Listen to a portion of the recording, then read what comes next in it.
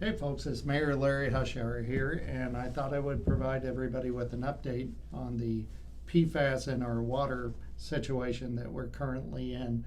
We did some testing in February, we got those results, and it's time to put that out to the citizens. It is currently on our website. It's underneath the engineering department. You can go there and look at those results now. There's 3 attached documents to it. The first document that you'll see is the actual test results from the different wells, and you can look through those. There's 11 wells in town, and you have the results from all of that. The second document that's attached is an EPA document that was created earlier in the year, stated in January.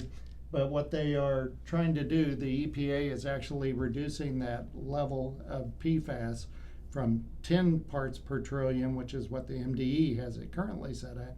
The EPA is talking about within the year of 2023, reducing that all the way down to 4 parts per trillion. So that's something we have to look at as we continue testing the wells.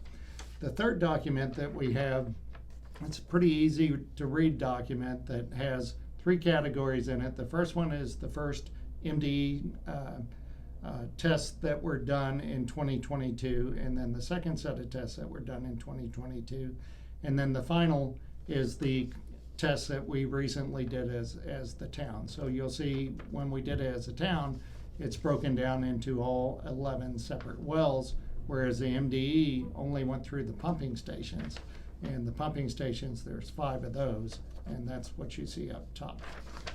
So those are the documents that are attached. I'm not going to sugarcoat it. I'd let you know that some of these wells have tested higher than the previous tests, and some of these wells have tested lower. So it's kind of a moving target, and what the MDE and the EPA are working toward is an annual average. So we're going to keep testing quarterly per the requirements of the MDE and the EPA. And at the end of the year, we'll have enough readings that we can get an average. Like I said, these things move up and down. For a level of comfort, if you are still concerned about the water that is coming out of your tap, there are activated carbon filters as well as reverse osmosis filters. And it doesn't take a lot of work to find these.